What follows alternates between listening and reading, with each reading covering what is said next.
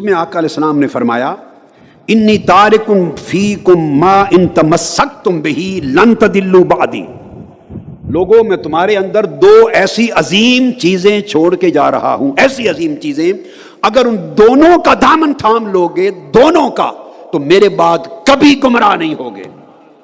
لن تضلوا بعدی، کبھی گمراہ نہیں ہوگے۔ اگلا لفظ بڑا عجیب ہے۔ آقا علیہ السلام نے فرمایا احدہما اعظم من الآخر، ان ہر دو چیزوں میں سے ہر ایک چیز دوسری سے اعظم ہے۔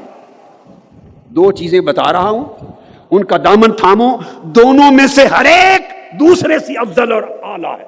آپ اندازہ کر لیں میرے آقا نے کتنی بڑی بات فرما دی۔ اہل بیت اطہار کی عظمت کو اتنے بیان کرنے کو اگر کوئی شیعیت کا نام دے، اسے اللہ کا خوف کرنا چاہیے کہ آقا علیہ السلام زبان مبارک سے کیا فرما رہے ہیں۔ آپ فرما رہے ہیں کہ احدہما اعظم من الآخر، ان دو چیزوں میں سے ہر ایک دوسرے سے بڑی۔ کتاب اللہ حبل ممدود من السماء الى الارض، ایک اللہ کی کتاب قرآن، وہ ایک رسی کی مانند ہے جو آسمان سے زمین تک ہے، اور اللہ کی ہدایت کا ایک سلسلہ اس کے ذریعے جاری متصل ہے تمہارے ساتھ۔ اور دوسرا وَعِطْرَتِي أَهْلُ بَيْتِي، دوسری میری عطرت اور میری اہل بیت۔ اور فرمایا وَلَن يَتَفَرَّقَا حَتَّى يَرِدَ عَلَيَّ الْحَوْض، قرآن اور میری اہل بیت دونوں آپس میں کبھی جدا نہیں ہوں گے، حتیٰ کہ قیامت کے دن جب میں حوض کوثر پہ کھڑا ہوں گا اپنی امت کو حوض کوثر کا پانی پلانے کے لیے، تب بھی قرآن اور میری اہل بیت اکٹھے میرے پاس آئیں گے۔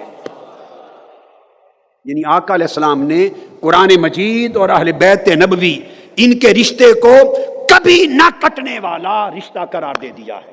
لہذا جس شخص کا قرآن پر ایمان ہے، اگر وہ مومن ہے تو محبت اور مودت اہل بیت کی اس کے دل سے کم نہیں ہو سکتی۔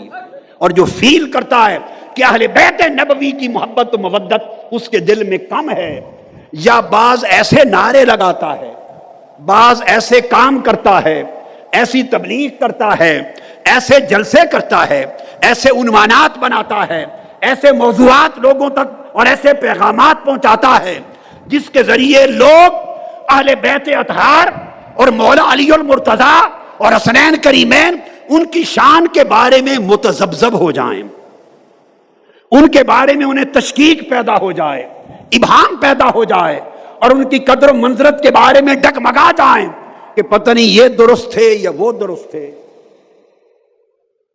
پتہ نہیں وہ سچے تھے یہ سچے تھے، یہ اور وہ میں انسانی ذہن پڑ جائے۔ جو آدمی اس طرح کی گفتگو کرے وہ صرف منکر اہل بیت نہیں، وہ منکر قرآن بھی ہے اور وہ منکر مصطفیٰ بھی ہے۔